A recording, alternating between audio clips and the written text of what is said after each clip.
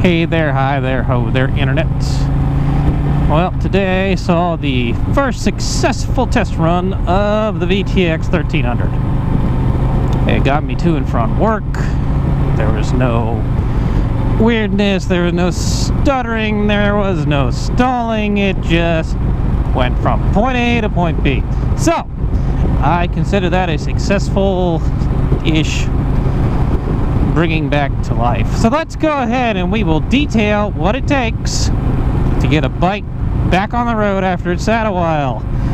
Again, because apparently I'm a glutton for this shit.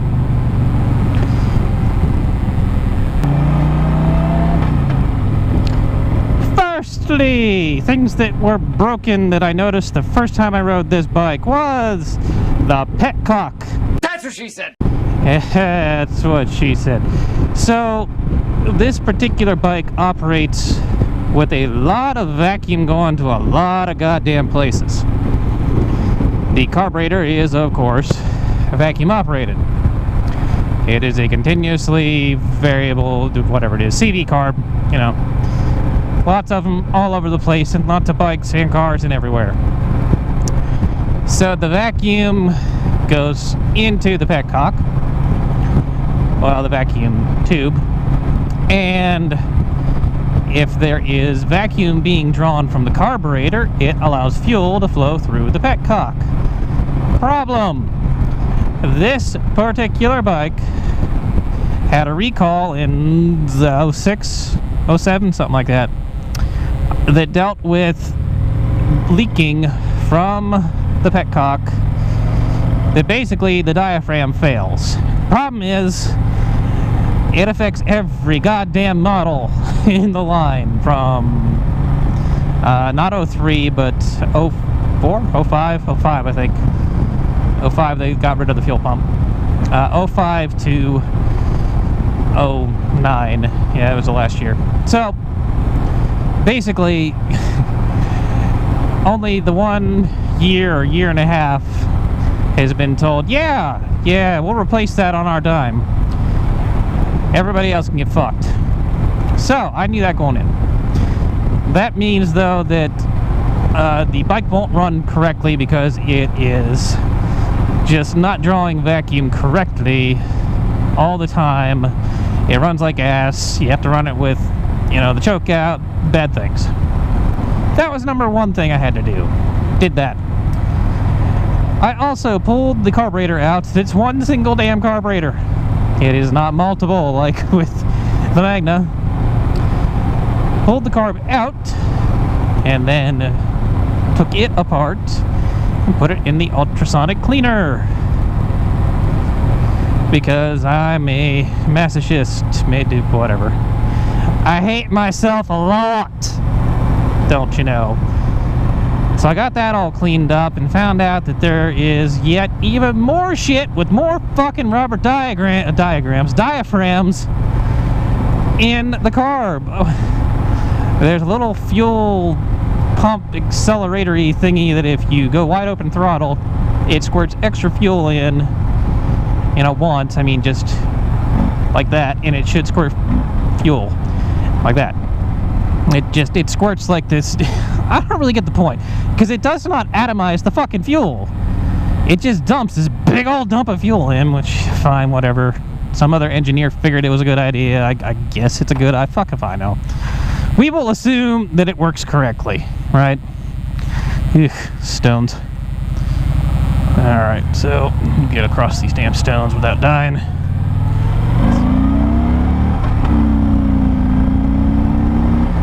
I have another bit for the oh, it's the idle, no, there's a fuel cut switch diaphragm thingy that I've got coming in to replace. May not be 100% necessary, but I've still got a couple weirdness. I think it's running a little lean yet. I've got a tool coming in to adjust the air-fuel ratio that should address that as well. Alright, so, clean the car. I got all the old gas out of the tank. I had to replace the battery box because Your goddamn guess is just as good as mine. I don't know. It was a pain in the ass. I had to disassemble the battery box to get the new one in. The brackets were still there, so someone obviously had to have taken the time to disassemble the battery box completely to pull it out. I don't know why. I just don't know why. It doesn't make sense. I also discovered that the vacuum line coming out of the back of this tank, because there's yet another fucking vacuum line, was not even on the tank. It was just kind of hanging around in where the battery box used to be. So I've reconnected that. I've purchased some new bolts and such for this bike because it's missing the ones for the seat. I've got those. It's missing one for the air box. I've got that. I'm going to have to buy a new air filter, and here's why. There's a little rubber grommet thingy that is supposed to help seal the air filter to the air box. Well, thank you, you stupid fucking mice. That just is not there anymore. It's gone completely. It is no more. But that's okay. I'm going to get a K&M filter, and I'm going to open up the stock air box, or I'm going to buy another air box to cut apart because they're like 15 bucks, and you know, I don't want to cut apart one and not have one to put back if I should need to.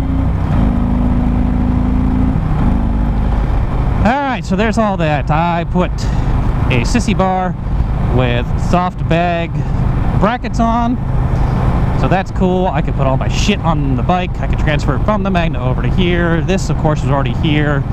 I bought new mirrors. These are metal mirrors. They're not plastic, and they're real fucking glass. So yeah, they vibrate a little bit, but way less than you would with a plastic mirror. So that's what it took. Base price buying the bike, $1,500. Amount of crap I put into the bike, too much. Oh yes, also changed all the fluids, right? Well, most what you'd normally change. I still need to change the fork. I still need to change the fork seal and fork duster covers. Change the engine oil and engine oil filter, and what a pain in the ass that is, Honda. Thank you so much.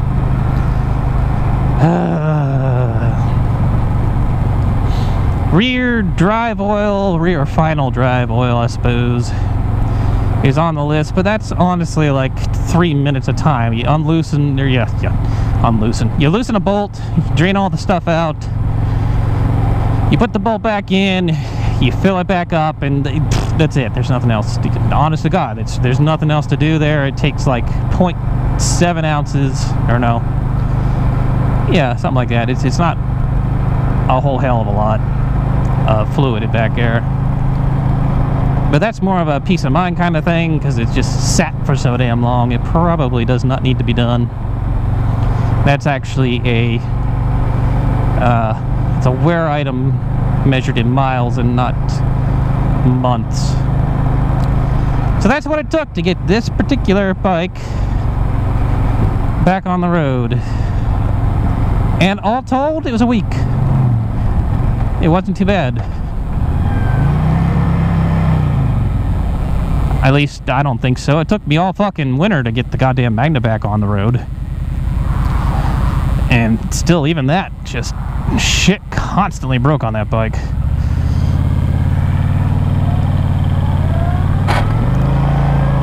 Well, apparently that's how far I can lean this bike over. So I guess until the next time, Internet, bringing back a VTX to life. Until then, later days.